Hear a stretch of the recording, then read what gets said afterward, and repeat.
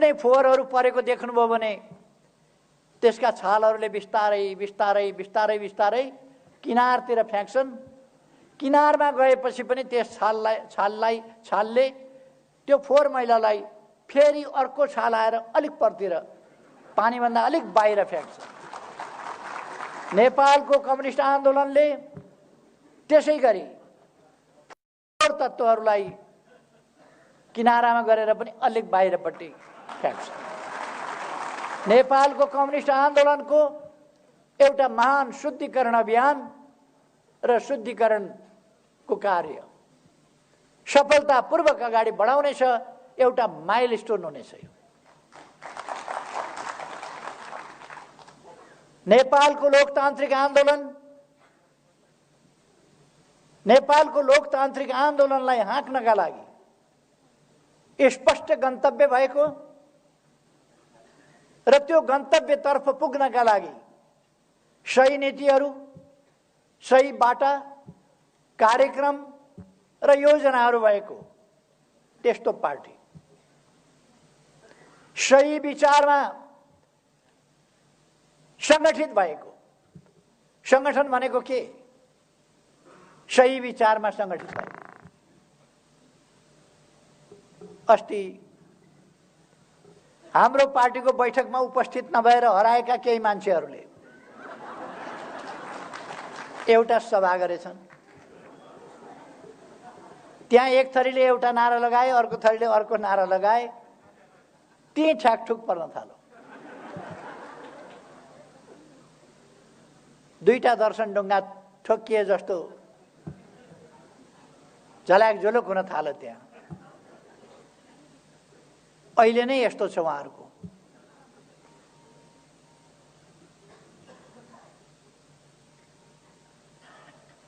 एउटा भनाइ छ, अहिले भर्खर सुरु हुँदैछ उहाँहरूको हालत, झुलो चकमक ठोकिए जस्तो छ।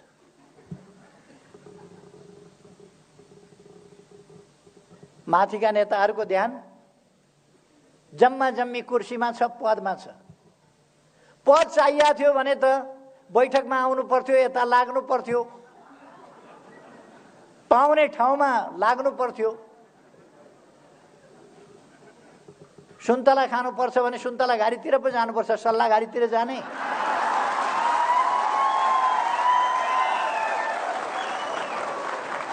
अनि उहाँहरू पद चाहिएको छ, उहाँहरूलाई ठुलो ठुलो लाग्नु भएको छ, खडेरी परेका ठाउँतिर।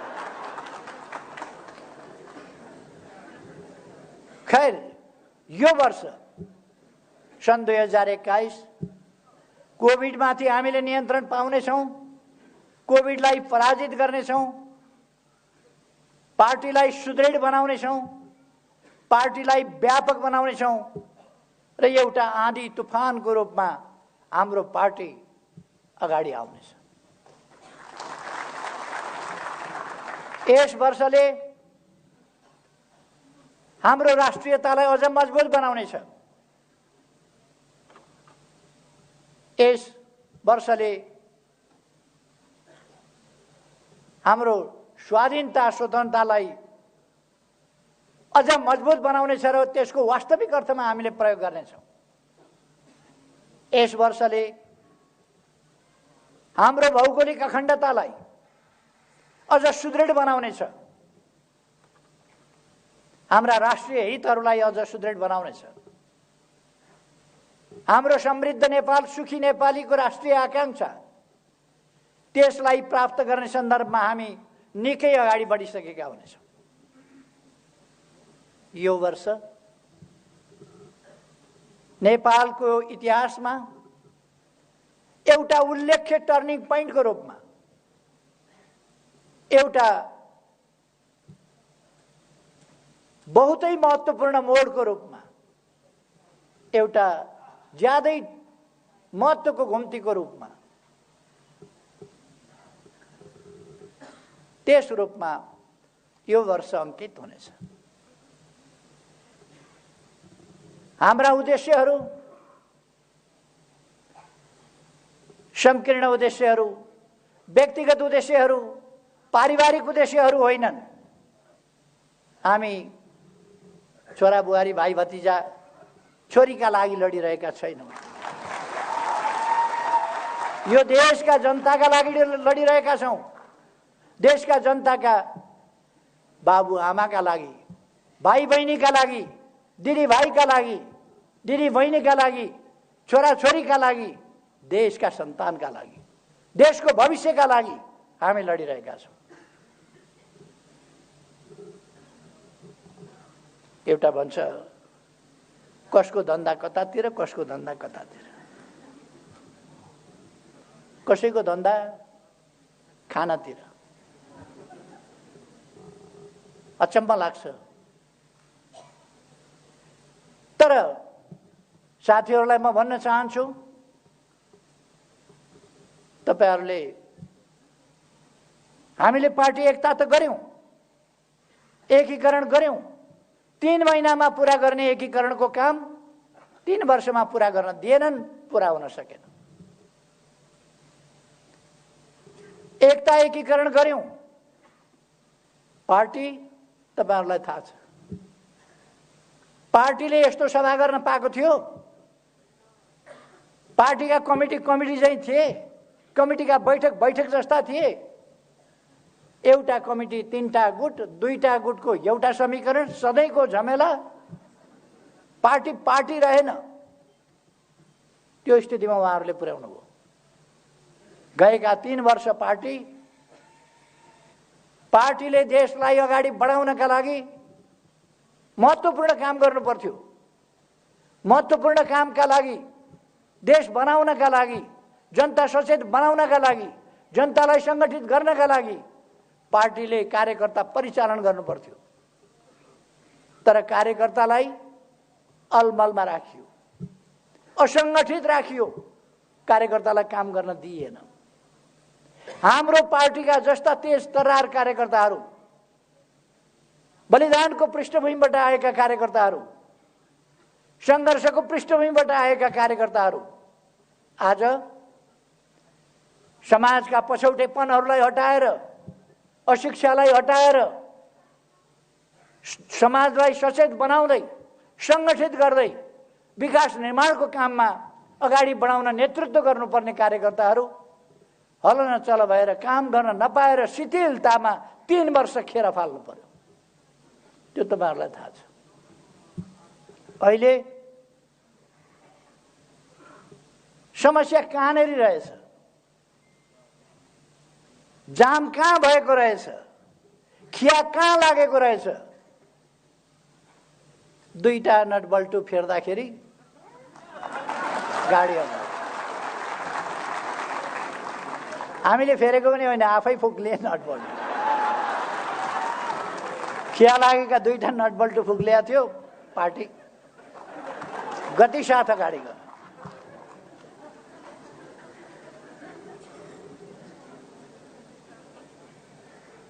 अहिले उहाँहरू पार्टी फुट्यो भनेर कराइराख्नु भएको छ। निर्वाचन आयोगबाट हिजो मैले एउटा पत्र प्राप्त गरेँ। उहाँहरूले एउटा निवेदन हाल्नु भएको रहेछ, असली हामी हौं भनेर। यो बर्मजियाको बुढाको पेडा पसल हो, असली र नकली। असली बुढो मै हुँ, असली बुढोको पेडा पसल भनेर टाँगेर अहिले पेरिस डाँडामा उहाँहरू 12-15 जना पत्रकार सम्मेलन गर्नुभएको छ। असली बुढाको पेडा पसल भनेर। पेडा पसल हो यो, असली। हामी असली हौं, पार्टी हाम्रो हो, हामी नै असली हौं, सूर्य चिन्ह हामीलाई दिनु होला। निवेदन हाल्नु भएको छ। निर्वाचन आयोगले मलाई जानकारी हिजो दियो, यस्तो निवेदन हालेका छन् भनेर। जसको घर हो ऊ निवेदन हाल्न जान्छ, मेरो घर हो भनेर। जसको जमिन हो ऊ मेरो जमिन हो भनेर जान्छ। जसको गाडी हो उसले यो मेरो गाडी हो भनेर निवेदन हाल्न जानुपर्छ।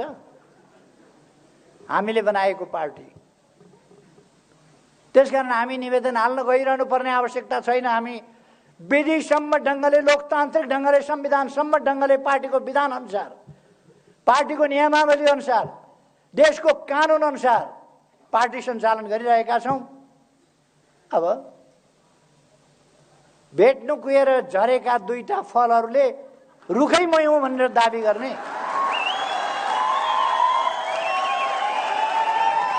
हामीले उहाँहरूलाई बैठकमा आउनुहोस् भनेका छौँ।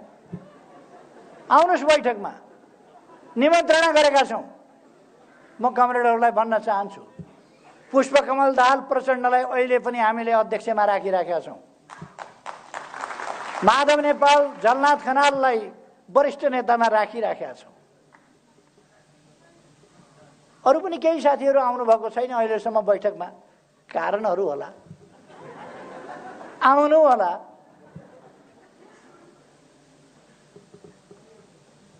हामी कुनै हतारो गरिरहेका छैनौँ। हामी अहिले पनि सम्झाउन खोजिरहेका छौँ।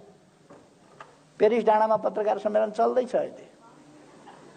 यति गते यहाँ जाने, यति गते यो भेला गर्ने, सर्वदलीय भेला, सर्वदलीय भेटघाट, सर्वदलीय बैठक, प्रदेश स्तरीय भेला।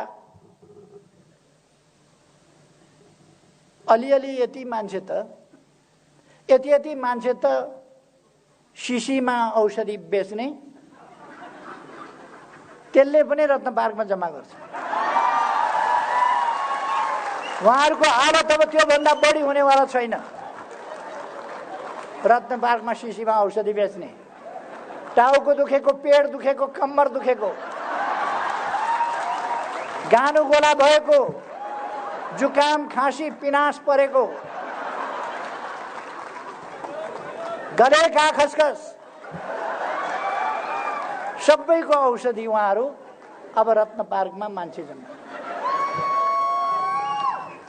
उहाँहरूको हालत त्यही हो, किन उहाँहरूसँग राजनीति छैन। उहाँहरूको एजेन्डा देश होइन, उहाँहरूको एजेन्डा जनता होइन, उहाँहरूको एजेन्डा लोकतन्त्र होइन, उहाँहरूको एजेन्डा संविधान संशोधन होइन, उहाँहरूको एजेन्डा संविधानको रक्षा पनि होइन। यी सबै भन्ने कुरा हो। संविधान संशोधन गरे बापत उहाँहरूलाई कत्रो पीडा छ, नक्सा देशको छापे बापत कत्रो पीडा छ, देशमा विकास हुँदा उहाँहरूलाई कत्रो छटपटी छ। उहाँहरूको एजेन्डा यो होइन। उहाँहरूको एजेन्डा सपना फेरि कत्रो देखेको, अचम्म लाग्छ। कार्की ब्याङ्केटमा जानुभएछ, खानपिन यसो गर्नुभयो होला, केपी ओलीलाई निकालिदिउँ भनेर घोषणा गर्नु, केपी ओलीलाई निकालिदिए अरे पार्टीबाट, निकालिदिउँ भनेर घोषणा गरेछ। निर्वाचन आयोगमा पनि पत्र पठाएछन्, केपी ओलीलाई निकालिदिउँ। निर्वाचन आयोगका आयुक्तज्यूहरू कति दिन हाँस्नुभयो मलाई थाहा छैन। केपी ओलीलाई निकालिदिए अरे पार्टीबाट। जसको कटेर उसको पुच्छर बाहिर हुने।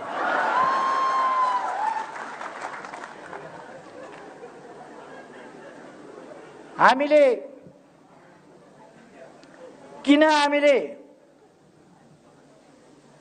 संसद विघटन गर्नु पर्यो, प्रतिनिधि सभा किन विघटन गर्नु पर्यो?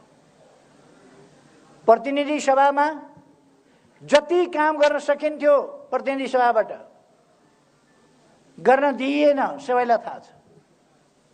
सरकारले जति काम गर्न सक्थ्यो गर्न दिइएन।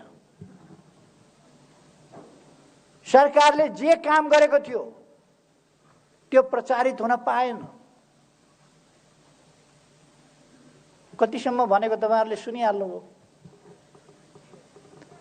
धरहरा बनाएको केपी ओलीले होइन, इन्जिनियरले हो भनेछ। इन्जिनियरले धरहरा बनाउँदैन, डकर्मीले बनाउँछ। फेरि मैले सम्झाइदिएँ अस्ति। यो धरती बनाउने श्रमजीवी जनता हो। धरहरा पनि श्रमजीवी जनताले बनाएका हुन्, रानी पोखरी पनि श्रमजीवी जनताले बनाएका हुन्। तर अगुवाई कसैले गरेको हुन्छ। होइन भने शिलान्यास गरेर इटा राखेर ढुङ्गा राखेर छोडेको रानी पोखरी इटामा लेउ लागिराखेको थियो। फेरि म फर्केर आउँदा लिडरसिप नभए डकर्मीले मात्रै बनाउन पाउने भएदेखि त बनाउँथे होला नि, तर बनाउन लिड त गर्नु पर्यो कसैले। म आएपछि त रानी पोखरी बन्यो, यहाँहरूले देख्नुभएको छ। अस्ति धरहराको 22औं तलाबाट काठमाडौँ यस्तो देखिन्छ भनेर अखबारमा मैले यसो फोटो हेरेको थिएँ। 22औं तलाबाट यस्तो देखिन्छ। धरहरा 22औं तलाबाट खिचेको फोटो पुरानो हो र? पुरानो धरहरा त 22 तला थिएन। अहिले धरहरा 22 तला त बनिसकेछ, होइन र? 22 तला त बनि नै सकेछ, जहाँ पत्रकार गएर फोटो खिचे काठमाडौँको। अर्थात् उहाँहरूलाई गरेको काम पनि भएको काम पनि भयो भन्न नसक्ने, देख्दा छातीको साइज उत्रै छ, चित्तभित्र मान्छे हेर्दा साइज सानो छैन, तर चित्त राम्रो काम भयो भन्न पनि नसक्ने, राम्रो कामको प्रचार हुन पाएन, जनताले थाहा पाउन पाएन। यस बीचमा असाधारण प्रगति भएको छ। दुनिया आश्चर्यचकित हुने गरी ठुलो आर्थिक वृद्धि दर, विश्वका 10वटा देशहरू जसले तीव्र आर्थिक वृद्धि दर गरे त्यसमा नेपाल पर्यो। 10वटा मध्ये मानव विकास सूचकाङ्कमा अगाडि बढ्दै जाने, तीव्रताका साथ अगाडि बढ्ने देशमा नेपाल गनिएको छ। आज विश्वमा नेपाल कहाँ छ? कतिले नेपाल सुनेका थिएनन्, नेपाल कहाँ छ थाहा थिएन। अहिले नेपाल कहाँ छ थाहा छ। नेपालको प्रधानमन्त्रीको बाहिर चर्चा पनि हुँदैन थियो। अहिले भारतको हरेक मान्छेलाई सोध्नुभयो भने नेपालको प्रधानमन्त्री को छ भन्यो भने हरेकलाई कण्ठै छ। अन्तर्राष्ट्रिय मञ्चहरूमा हामी चिनिन थालेका छौँ, सुनिन थालेका छौँ। हाम्रा दृष्टिकोणहरू सुनिन थालेको छ, हाम्रा दृष्टिकोणहरूको सराहना गर्न थालिएको छ। तपाईहरुलाई थाहा छ, भारतका प्रधानमन्त्री मोदीजी आउनुभयो। मोदीजीले समृद्ध नेपाल, सुखी नेपालीको तपाईहरुको राष्ट्रिय आकांक्षा बिल्कुल सही छ, यो सफल होस् त्यसका लागि हामी मद्दत गर्छौं भन्नुभयो। भारतका प्रधानमन्त्रीलाई नेपालको राष्ट्रिय आकांक्षा, नेपालले पुग्न खोजेको गन्तव्य थाहा छ।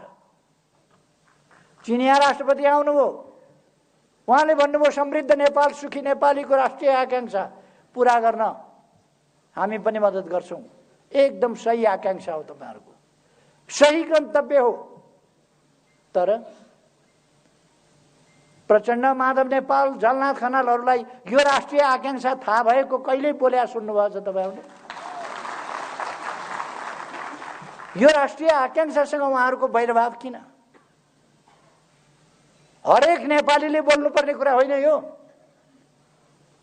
तर बरु अरूले बोल्लान्। एउटा भनाइ छ नि, ढुङ्गो बोल्ला उ बोलेन।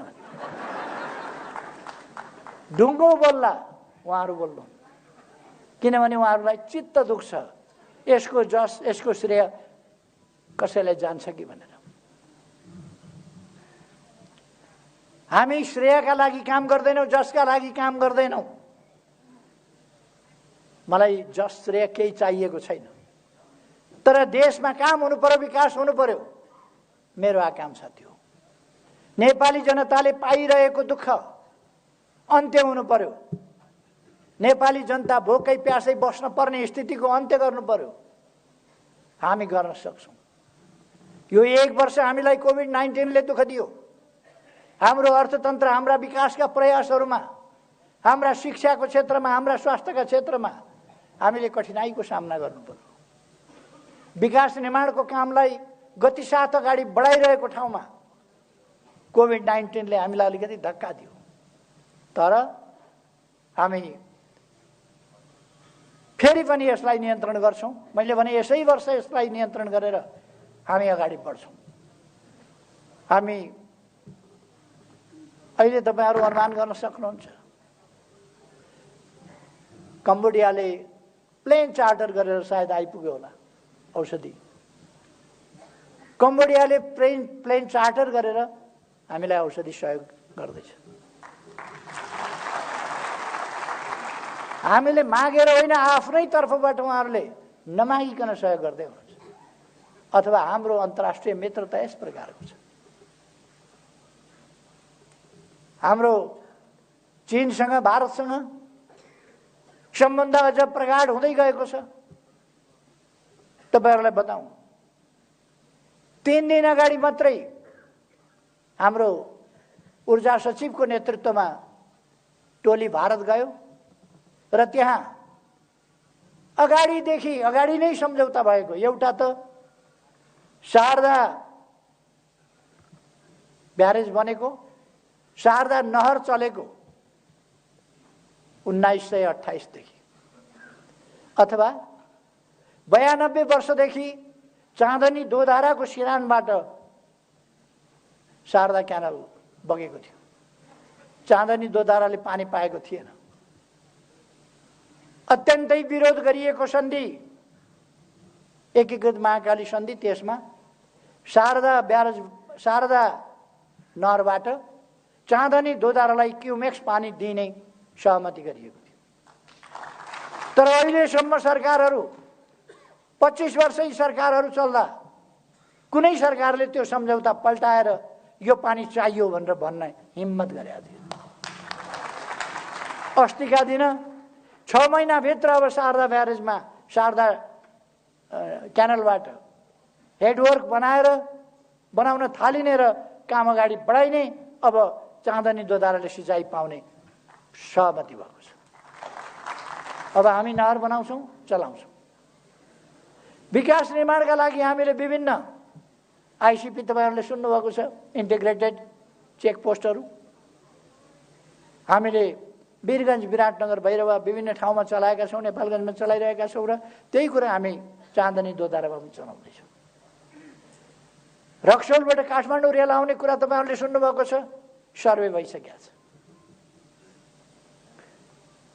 केरुङबाट काठमाडौँ रेल आउने त्यो पनि तपाईहरुले सुन्नुभएको छ। देश सुरुङ मार्गमा प्रवेश गरेको छ, सुरुङ खनिन थालेको छ। अब सुरुङ कस्तो हुन्छ भनेर यसो हेर्न मन लाग्यो भने, पिकनिक जान मन लाग्यो भने यसो घुम्दै जाउँ न मोटरबाइकमा, सुरुङ कस्तो हुँदो रहेछ भन्यो भने थानकोट जानुभए हुन्छ। अब हामी सुरुङ हेर्न विदेश जानु पर्दैन, यही थानकोटमा हेर्नु सक्छ। अब टोखा छ अरे सुरुङ मार्ग निर्माण हुनेवाला छ। बेत्रावतीबाट स्याप्रू बेसीसम्म सुरुङ मार्ग निर्माण हुनेवाला छ। यस्ता थुप्रै कामहरू भइरहेका छन् तराईको सिँचाइका लागि। सुनकोशी मरिन डाइभर्सन, त्यसको अब ठेक्का लाग्ने स्थितिमा पुगेको छ। टनेल बनाएर पानी लाने, बिजुली निकाल्ने। हुलाकी राजमार्गको चर्चा धेरैले गरे, बनाउन हामी नै चाहियो। हामीले हुलाकी राजमार्ग बनायौँ। अरूका समयमा तराई डुबानमा पर्यो, हामीले वार्ता गरेर डुबान खोल्यौँ। हाइवेबाट तराईका सदरमुकाम जान पर्यो भने 20 किलोमिटर 25 किलोमिटरको बाटो 2 घण्टा 2.5 घण्टा लाग्थ्यो, बाटो बिग्रिएर। अहिले ढल्केबरबाट जनकपुर जाने साथीहरू बाटो त सम्झना होला,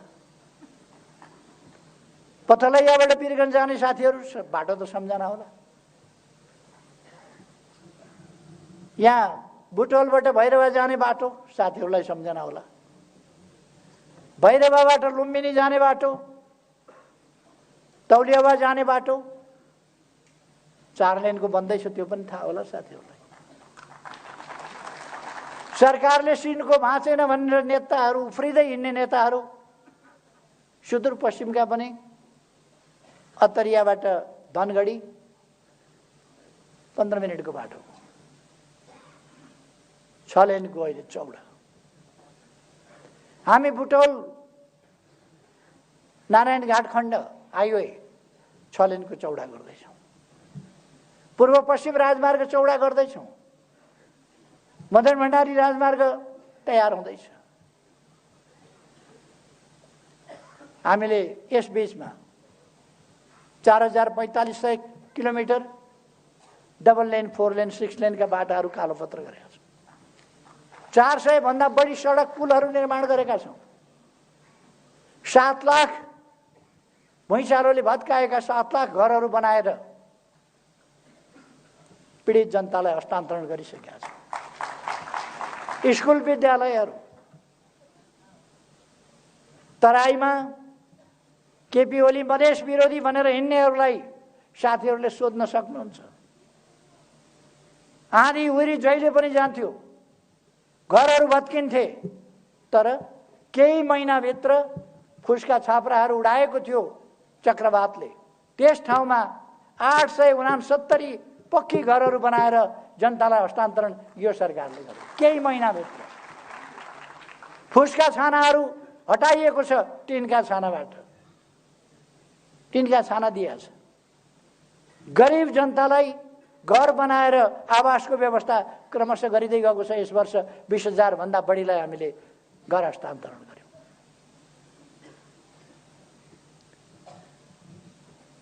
यो मान्छेले नेतृत्व गरिरहन पायो भने त देश त सर्लक्कै परिवर्तन भएर अरूले त फेरि कुरै गर्न नपाउने खालको स्थिति बन्छ कि क्या हो भनेर केही मान्छेको मन बद बोल्यो। केहीलाई अत्यन्तै छटपटी भयो। छिर्के लाउन खोजे, लड्दैन। अल्झाउन खोजे, अल्झिँदैन। रोक्न खोजे, रोकिँदैन। अनि अस्त व्यस्तता सिर्जना गर्ने, गालमुखाल गरेर हिँड्ने, मुख छोडेर हिँड्ने, तथानाम भनेर हिँड्ने उनीहरूका जुलुसहरूका नारा सुन्नुभयो होला कठै। मैले धेरै वर्ष अगाडि भनेको थिएँ, गोरु नाङ्गो देख्दा मलाई लाज लाग्दैन। उहाँहरूले आफैले सामाजिक मर्यादा, सामाजिक प्राणी हुनुको नाताले मानवीय सभ्यता र मर्यादा त्यसमा ख्याल गरे हुन्थ्यो। देख्नेहरूलाई धेरै लाज भइसक्यो उहाँहरूका कृत्यहरूले। खैर, देश अगाडि बढिरहेको छ। देश अगाडि बढ्छ। देश अगाडि बढाइनेछ। म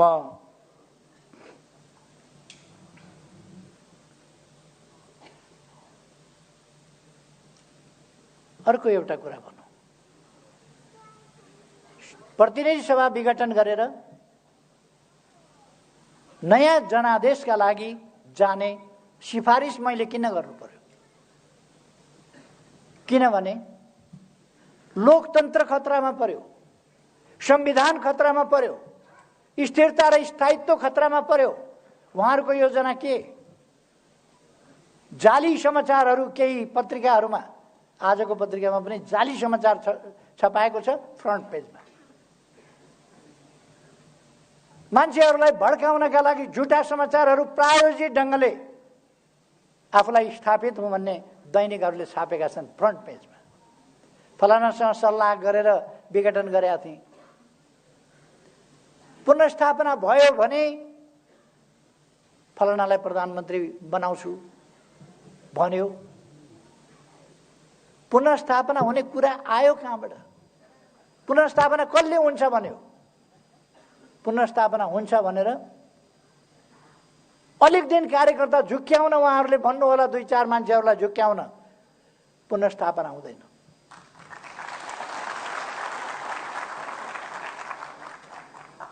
देश चुनावतिर गइसक्यो। निर्वाचन आयोगले चुनावको तयारी गरिरहेको छ।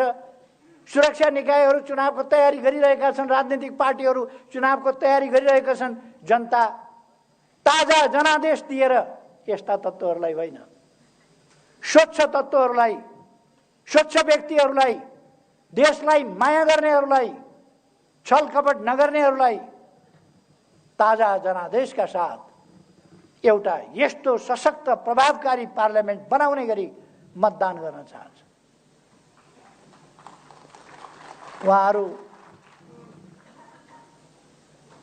उहाँहरू निकै ठुला कुरा गरेर हिँडिरहनु भएको छ। प्रत्यक्षमा 165 सिट आउँछ। म अहिले धेरै नभनौँ, धेरै भन्दा झन् धेरै हच्किने खतरा हुन्छ, तर्सिने खतरा हुन्छ। ठिकै मात्रै भन्दैछु म अहिले, थोरै थोरै। कमसेकम 2टा अङ्क भएको सिट, 2टा अङ्कसम्मको सिट ल्याएर देखाउनुहोस्। 2टा अङ्क।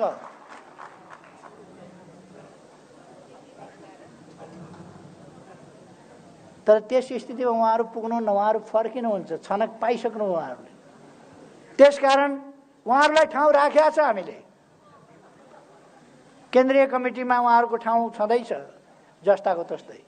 यति हो, अब फर्किएर फेरि उपद्रव मचाउन पाइँदैन।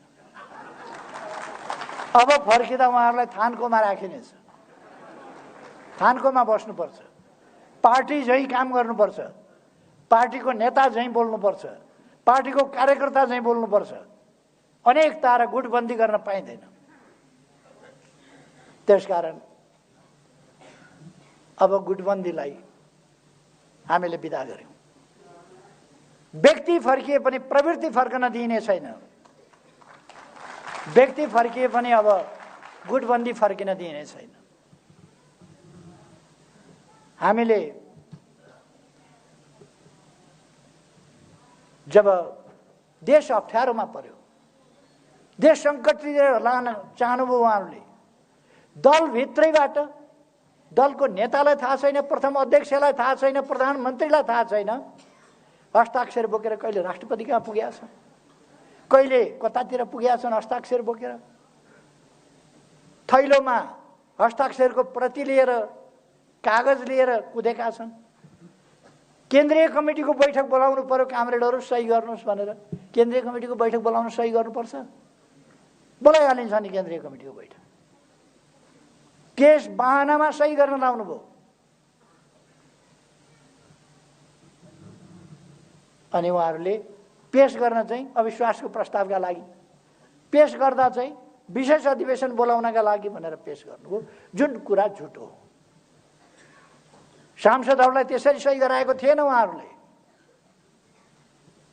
उहाँहरू भनिरहनु भएको छ, दाबी गरिरहनु भएको छ हामीतिर बहुमत छ। पखुन त वैशाख 17 गते र 27 गते हेरौँ बहुमत कता रहेछ। बहुमत हेरिहेरौँ, कसलाई निकालेछ, को चाहिँ पार्टीबाट निक्लिएछ वैशाख 17 र 27 गते हेरिहालौँ न। म हाम्रा युवाहरूलाई आग्रह गर्न चाहन्छु, हाम्रा नवयुवाहरूलाई आग्रह गर्न चाहन्छु, तपाईहरुले धेरै बाँच्नु छ। यो देश बिग्रिन दिनु हुँदैन। यो देश केही मान्छेहरूका गलत प्रचार, गलत उद्देश्यका प्रचारहरूमा यो देशलाई जान दिनु हुँदैन, अलमल्लिन दिनु हुँदैन र हाम्रा युवाहरू अलमलमा पर्नु हुँदैन। युवाहरू अब देशलाई जोगाउने कुरामा सही विचार बोकेर, सही ढङ्गले मन मस्तिष्कमा देशलाई राखेर अगाडि बढ्नुपर्छ। अहिले हाम्रा केही मित्रहरूले, उहाँहरूले देशमा अस्थिरता, अनुशासनहीनता, अराजकता, पार्टीभित्र तपाईहरु विचार गर्नुस् त, प्रथम अध्यक्षको विरुद्ध, प्रधानमन्त्रीका विरुद्ध के बोलेर हिँड्नु भएको थियो उहाँहरू यी 3 वर्ष? पार्टीको पक्षमा बोल्नुभयो, सरकारको पक्षमा बोल्नुभयो, राम्रो कामको पक्षमा बोल्नुभयो? बोल्नु भएन। अराजकता, अनुशासनहीनता, हानिकारक। अघि कमरेड बादलले भन्नुभयो जस्तै उहाँहरू प्रतिगमनकारी क्रियाकलाप गरिरहनु भएको थियो र प्रतिगमन तर्फको यात्रा गरिरहनु भएको थियो र खास प्रतिगमनको तयारी गरिरहनु भएको थियो। हामीले प्रतिगमन रोक्नु थियो, त्यसलाई ब्रेक लगाउनु थियो, आन्दोलनलाई भिरबाट तल खसाल्न खोज्नु भएको थियो उहाँले, त्यसलाई रोक्नु थियो। हामीले स्टियरिङ सोझ्याउनु थियो, हामीले स्टियरिङ सोझ्याएका हौं, अरु केही होइन। उहाँहरूले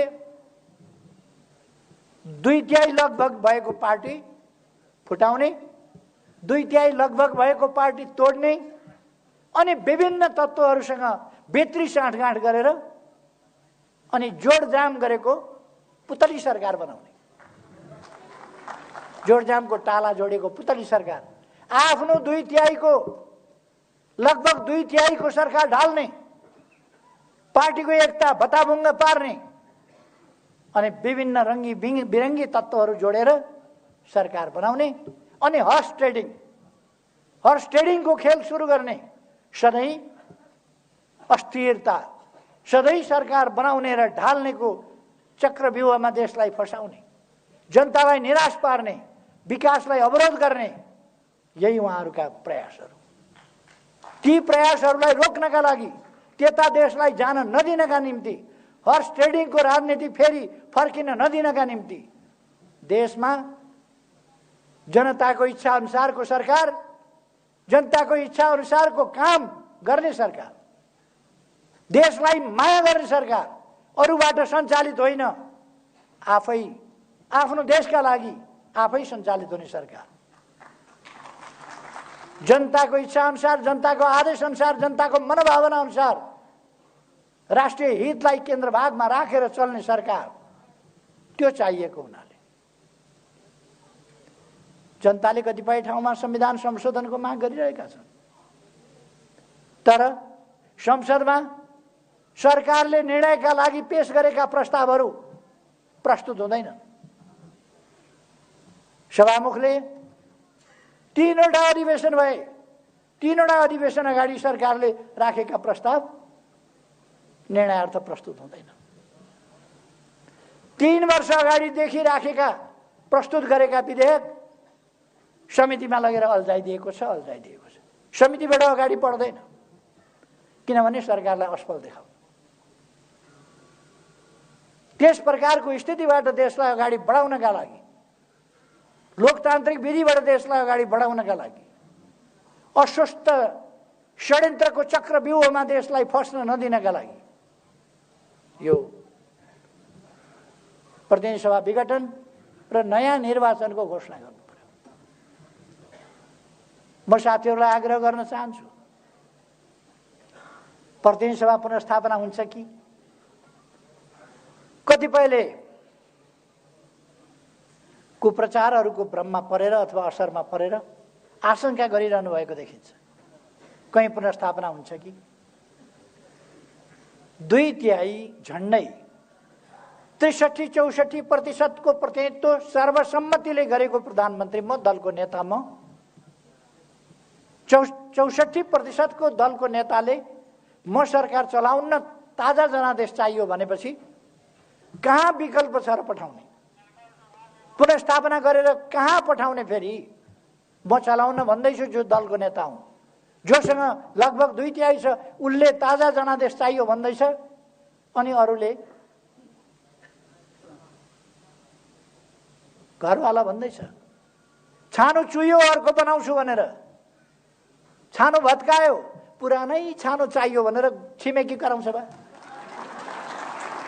हुन्छ कहीँ त्यो? पुरानो भयो छानो, चुयो, चुएको छानोले खाट कता सार्ने, सिर कता बोकेर कुद्ने।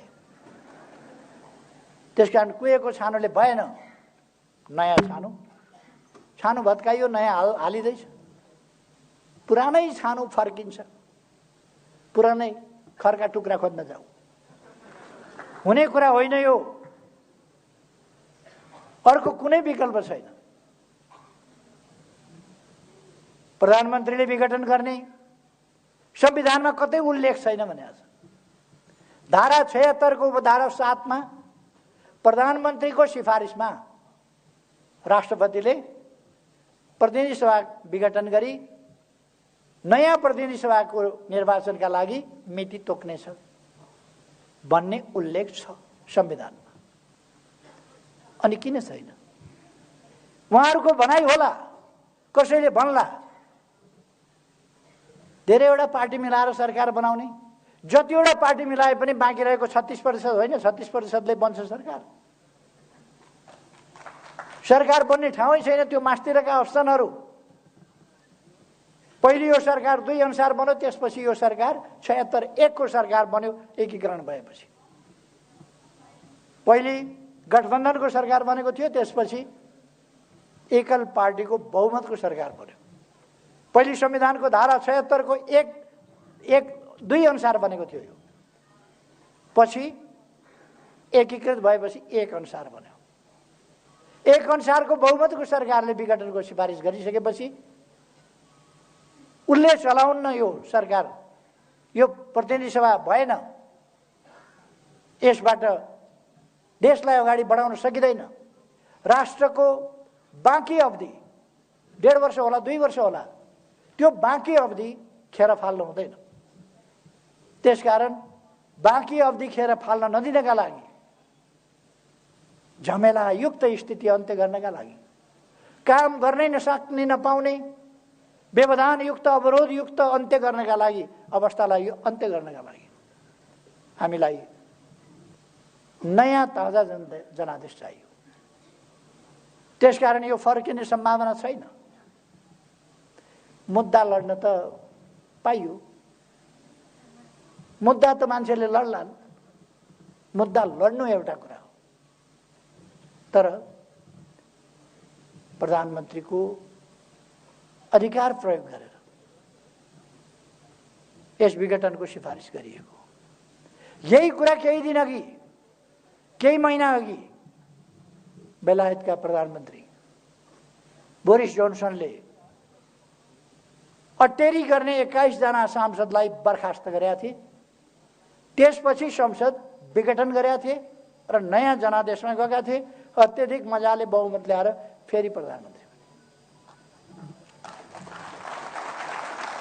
म साथीहरूलाई भन्न चाहन्छु, यस्ता दृष्टान्त थुप्रो छन्। इजरायलमा पनि अहिले संसद विघटित अवस्थामा छ। यो संसद प्रतिनिधि सभा प्रधानमन्त्रीले विघटन गर्न सक्छ। संसदीय व्यवस्था भएका देशहरूको यो स्वाभाविक अभ्यास हो। त्यसकारण म साथीहरूलाई भ्रममा नपर्न आग्रह गर्न चाहन्छु।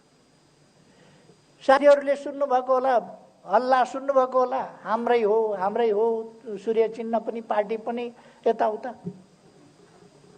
धनगढीमा पार्टीका खातामा कार्यकर्ताहरूले दुःख गरेर 30 लाख जम्मा गरे रहेछ। एउटा मान्छे गएर छलछाम जालझेल टिक्णम गरेर त्यो 30 लाख अस्ति नै चट बनाइदिइसकेछ। यिनीहरूको ध्यान कहाँ छ भन्दाखेरि ब्याङ्कमा राखेका पैसामा ध्यान छ। कार्यकर्ताले पसिनाका थोपा थोपा बनाएर गरेको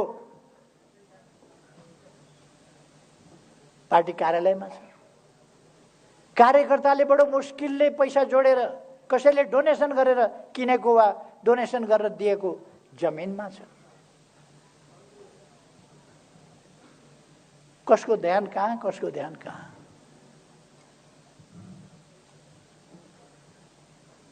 कसको धन्दा के, कसको धन्दा के? हामी यतातिर धेरै जान चाहन्नौँ। हाम्रो पार्टी, मैले त हिजो थाहा पाएँ, हामी पो पार्टी हौँ, हामी पो खास पार्टी हौँ भनेर मैले अघि नै भने नि, बर्मजियाको बुढाको असली बुढाको पेडा पसल भने जस्तो।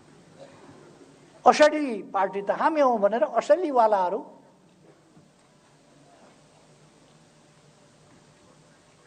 एकपल्ट चार्ली च्याप्लिनको क्यारिकेचर गर्ने कम्पिटिसन भएछ। कसले क्यारिकेचर गर्ने सबभन्दा राम्ररी चार्ली च्याप्लिनको भनेर। त्यहाँ केही प्रतिस्पर्धीहरू भए, जसमध्ये 4वटा चाहिँ फाइनल राउन्डमा गए। फाइनल राउन्डमा जाँदा चार्ली च्याप्लिन चाहिँ परेनछ। चार्ली च्याप्लिनले पनि भाग लिएको थियो, ऊ चाहिँ चार्ली च्याप्लिन जस्तो ठहरिएन, अर्को चाहिँ ठहरियो। हाम्रो अदालत चार्ली च्याप्लिन कुन चाहिँ हो भनेर छुट्याउन नसक्ने अवस्था छैन। जुगा हेरेर चिन्छ, जेल लगाएको कपाल हेरेर चिन्छ, अनुहार हेरेर चिन्छ, अनेक हिसाबले चिन्छ, कुम हल्लाकोबाट चिन्छ, अनेक हिसाबले चिने। चार्ली च्याप्लिन चिन्नमा हाम्रो अदालतले गल्ती गर्दैन, हाम्रो निर्वाचन आयोगले गल्ती गर्दैन, हाम्रा न्याय निरूपण गर्ने निकायहरूले गल्ती गर्दैन। इतिहास सबैलाई थाहा छ। त्यसकारण साथीहरू ढुक्क रहनुहोस्, सूर्य चिन्ह हामीसँग हुन्छ, पार्टी हाम्रो। उहाँहरूले बहुमत छ भन्नुभएको छ, गफै त हो, सम्धि भन्छन् यस्तो। बहुमत छ, कहाँबाट आयो बहुमत उहाँहरूसँग? कहाँ पुष्टि भयो? कुन महाधिवेशनले भन्यो उहाँहरूसँग बहुमत छ? कुन महाधिवेशनले, कुन अधिवेशनले भन्यो? कहाँ छ बहुमत? कुनै एउटा जिल्लामा बहुमत ल्याएर, एउटा निर्वाचन क्षेत्रमा बहुमत ल्याएर देखाउनुहोस् त। बहुमत छ, दाबी पनि कस्तो बहुमत छ। रेस्लिङ खेलमा कहिले कहिले देखिन्छ त्यो रेस्लरहरूले लड्नु ओर्नु कता हो कता पहिले नै त्यो हुन्छ नि लाउने, त्यो चाहिँ खोसेर लिएर लगाइहाल्छ।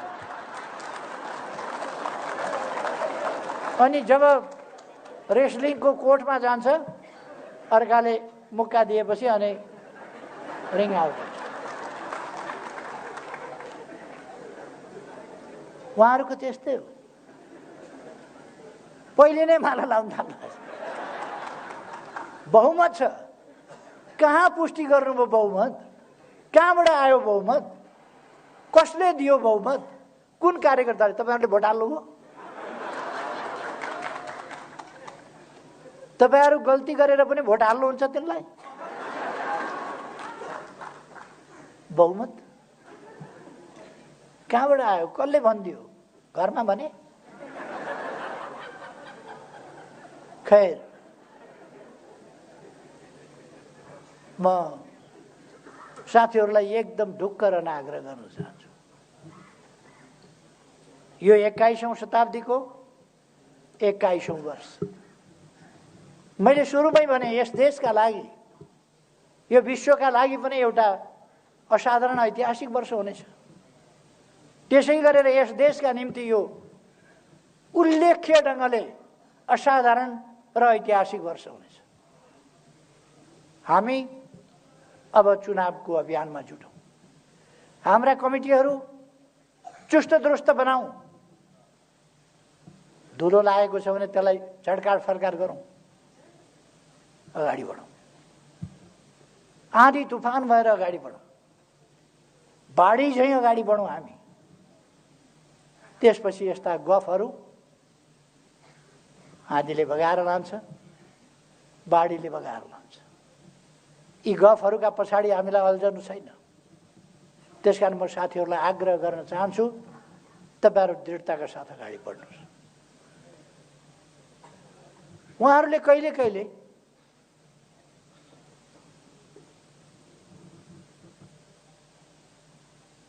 कस्तो हुन्छ भने एउटा चोर घरभित्र पसेछ, अँध्यारामा भाँडा ट्याङ्ग्याङ्ग ठोकिएछ।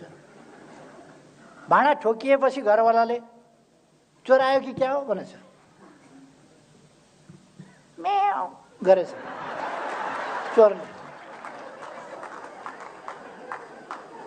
ए बिरालो पो रहेछ भन्यो घरवालाले। एकछिनपछि फेरि यसो चल्ने बित्तिकै अँध्यारो थियो, फेरि भाँडा त ट्याक्राक ठोकिने मात्रै होइन, धेरै गर्ला मुर्लुम भएपछि उठेर हेर्दा त के को बिरालो हुनु, म्याउ त गर्दै थियो। तर घरवालाले टर्च बालेर यसो हेर्दा त ढाडे। त्यसको गति के भयो होला तपाईँहरू आफै विचार। खैर, एकछिन अल्मल्याउन खोज्छन्, एकछिन झुक्क्याउन खोज्छन्, अँध्यारामा भेट्टायो भने म्याउ गरेर उम्किन खोज्छन्। तर म्याउ स्याउ जे गरे पनि उम्किँदैन होइन। यसपल्ट ठेगान लाउने, ठेगान लाउने मैदान चुनाव हो। हामीले हाम्रा देशवासी दाजुभाइ दिदीबहिनीहरूलाई यस्ता परिवारका लागि, पदका लागि, पैसाका लागि मरिमेट्ने तत्त्वहरूबाट देश जोगाउनका लागि जनतालाई सचेत गराउनुपर्छ, आग्रह गर्नुपर्छ। पदका लागि मरिमेट्नेहरूका लागि देश बलिदान दिन सकिँदैन। यो आन्दोलन ध्वस्त पार्ने केका लागि, आन्दोलन हाँक्ने पार्टी ध्वस्त पार्ने केका लागि? अघि नै साथीहरूले भन्नुभयो पद चाहियो। पद पनि कुन चाहियो? चुनावमा जुन पद हार्यो त्यही। मैले दुईटा केटाकेटी देखेका थिएँ। एउटा केटाकेटीले एउटा राम्रो गुडिया बोकेर आयो, अर्को बच्चाले हेऱ्यो त्यो गुडियातिर भने कति राम्रो रहेछ कि तिम्रो खेलौना, एकछिन मलाई सुमसुमामा देऊ न, हेर्न देऊ न भने उसले सोझो हिसाबले दियो। दुईटै मिलेर एकछिन खेलेपछि एकछिनपछि उसैले लियो, एकछिनपछि यो त मेरै हो भने कस्तो प्रचण्डको डुप्लिकेट रहेछ। बच्चै दो।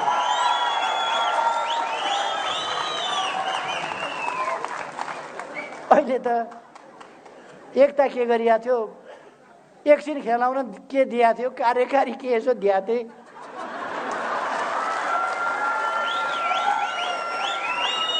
सबै मेरो पो भन्न थाल्यो। खैर साथीहरू, आत्मविश्वासका साथ अगाडि बढ्नुहोस्, एकताबद्ध भएर अगाडि बढ्नुहोस्। यति बेला आपसी मनमुटाव, मतभेद आदि इत्यादि कुराहरूमा अल्मलिने होइन। देशलाई ध्यानमा राख्नुहोस्। हाम्रो मन मस्तिष्कमा देश हुनुपर्दछ, यति बेला जनता हुनुपर्दछ, विकास हुनुपर्दछ, उन्नति हुनुपर्दछ, प्रगति हुनुपर्दछ। जनताका कठिनाई हटाउने महान पवित्र उद्देश्य हाम्रो मनमा हुनुपर्दछ। त्यो पुरा गर्नका लागि, समृद्ध नेपाल, सुखी नेपाली बनाउनका लागि अगाडि बढ्ने हाम्रो एकमात्र ध्येय हुनुपर्दछ। यसका लागि हामी एउटा आन्दोलन हौँ, एउटा मेन स्ट्रिम हौँ आन्दोलनको। यो आन्दोलन जोगाउने यो पार्टी हो। यो पार्टी जोगाउने हाम्रा सही विचारहरू हुन्। सही विचारका साथ हामी अगाडि बढ्छौँ। त्यसकारण अलमलमा नपरेर, अलमलबाट साथीहरूलाई मुक्त गरेर, उनीहरूले अलमलमा पारेका त्यस्ता साथीहरूलाई अलमलबाट मुक्त गरेर, भ्रमबाट मुक्त गरेर फर्काउँ। अरू साथीहरूमा दोष छैन, खोट छैन, कमजोरी छ, सोझा छन्, अलमलिन्छन्। एकछिन जादुगरले त एउटा चिजलाई अर्को देखाउँछ, अर्को चिजलाई अर्को देखाउँछ, एकछिनमा रुमाल देखाउँछ, एकछिनमा अन्डा देखाउँछ। ती कुराहरू सत्य होइन। रुमाल अन्डा हुने होइन, अन्डा रुमाल हुने होइन। यस्तै चटके काम गर्छन् यिनीहरूले। हाम्रा साथीहरूलाई, हाम्रा कमरेडहरूलाई अहिलेसम्म जो अलमलिएका छन्, म उहाँहरूलाई आग्रह गर्न चाहन्छु, फर्किनुहोस्, अलमलमा नपर्नुहोस्, चटकेहरूका फेला नपर्नुहोस्। देश बनाउने महान अभियानमा लाग्नुहोस्, साथै हिँडौँ। देशै एकजुट भएर हिँड्न सक्छ भने, यस पार्टीमा देशै हटाउन सक्छ भने तपाईहरु दुईजना हटाउन नसक्ने के हो त्यो? त्यसकारण म साथीहरूलाई भन्न चाहन्छु, अहिले पनि म भन्दैन चाहन्छु, अब मैसँग अध्यक्ष हार्नु भएको थियो, अध्यक्ष नभई भएन, हाताहाती चाहिएको, अहिले दोस्रो अध्यक्ष लिनु भएछ र हाताहाती। कत्रो भ्रम हो। तैपनि उहाँलाई सन्तुष्टि देखिन्छ कठै गरी, माया लाग्छ उहाँहरुको। के छ उहाँहरुको उद्देश्य? उहाँहरुको उद्देश्य देश बनाउने होइन। यस्ता कुराहरुमा अल्झिनु भएको छ उहाँहरु। इतिहासले के भन्छ? हामी आफ्ना जिम्मेवारी वहन गरिरहेका छौं कि जिम्मेवारीबाट कोसौं टाढा पुगिसक्यौं? हामी देशको अभिभारा बोकेर हिँडिरहेका छौं कि स्वार्थका पछाडि कुदेका छौं? साथीहरूलाई म सम्झिनका लागि, आफै विचार गर्नका लागि अलिकति अनुरोध गर्छु। विचार गर्नुहोस्।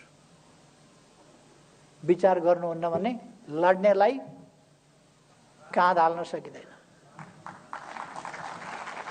कुनै पनि साथीहरूले कार्यकर्ताले काँध हाल्नु हुँदैन। खैर, अब म धेरै समय नलिउँ। साथीहरू आत्मविश्वासका साथ, उत्साहका साथ अगाडि बढ्नुहोस्।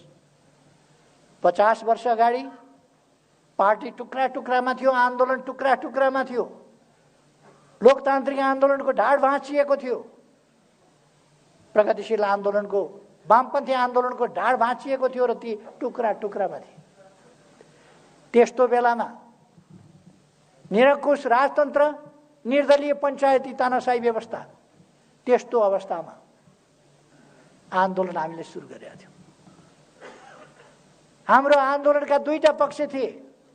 एउटा लोकतान्त्रिक गणतन्त्र अर्थात् निरङ्कुश राजतन्त्रात्मक पञ्चायती व्यवस्था अन्त्य गर्ने र लोकतन्त्र र गणतन्त्र स्थापना गर्ने। लोकतान्त्रिक गणतन्त्रको उद्देश्य हाम्रो थियो। त्यसका निम्ति आन्दोलन, लोकतान्त्रिक आन्दोलन, वामपन्थी आन्दोलन अत्यन्तै सशक्त र मजबुत चाहिन्छ, प्रभावकारी चाहिन्छ, राष्ट्रव्यापी चाहिन्छ। त्यस्तो आन्दोलनको निर्माण, त्यसका लागि कम्युनिस्ट पार्टी सशक्त चाहिन्छ, विचारमा सुस्पष्ट र सुदृढ सङ्गठन भएको पार्टी चाहिन्छ। त्यो कुरा हामीले गर्न थालेका थियौँ। त्यस ठाउँबाट थालेर नयाँ पार्टी निर्माण गरेर यस ठाउँसम्म ल्याइ पुर्याइएको छ। हामी पछाडि फर्किने होइन, हाम्रो गति यहीँ रोकिने होइन, हामी अगाडि बढ्दै जान्छौँ। हाम्रो अभियान, हाम्रो आन्दोलन आधा शताब्दीमा हामीले यहाँ ल्याइ पुर्याएका छौँ। यति सशक्त आन्दोलन हिजो त हामी हिम्मत हारेका थिएनौँ। जेलका चिसा छिडीहरूमा, कालकोठरीका छिडीहरूमा हामी हारेका थिएनौँ। हाम्रो हिम्मत हारेको थिएन। एक्लै हुँदा पनि हाम्रो महान उद्देश्यको कारणले हामी भोलि सयौँ, हजारौँ, लाखौँ हुन सक्छौँ भनेर हामी विश्वास गर्थ्यौँ। आज त हामीसँग यत्रो मजबुत पार्टी छ, सही विचार बोकेको पार्टी छ, गन्तव्यतर्फ अगाडि बढेको पार्टी छ। यस्तो पार्टी भएपछि हामी, म साथीहरूलाई भन्न चाहन्छु, मुनामदनमा मदनले भने जस्तो तिमीले हाँसे म हाँक्न सक्छु भनेको थिए नि उनले। म साथीहरूलाई भन्न सक्छु, तपाईँहरू एकजुट भएर गतिशील ढङ्गले अगाडि बढ्नुहोस्। यस पार्टीको शीर्ष स्थानमा म छु। मैले आन्दोलनलाई तलमाथि पर्न दिन्न, सही दिशामा हाँकेर लिएर जान्छु। तपाईँहरू ढुक्क हुनुहोस्। हामी आफ्नै जीवनमा राजतन्त्रसँग जिउँदो राजतन्त्र, बलियो राजतन्त्र त्यति बेला थियो। त्यति बेला खाली हातले हामीले हात पन्जा लडाएर ढाल दिएका थियौँ। केही नभएका हातहरूले, सशस्त्र हातहरूलाई ढाल दिएका थियौँ। राजतन्त्र हामीले फालेका हौँ, गणतन्त्र हामीले ल्याएका हौँ, लोकतन्त्र हामीले ल्याएका हौँ, तानाशाही हामीले फालेका हौँ। अन्धविश्वास र पछौटेपनहरूलाई पराजित गर्दै हामीले अगाडि बढाएका हौँ।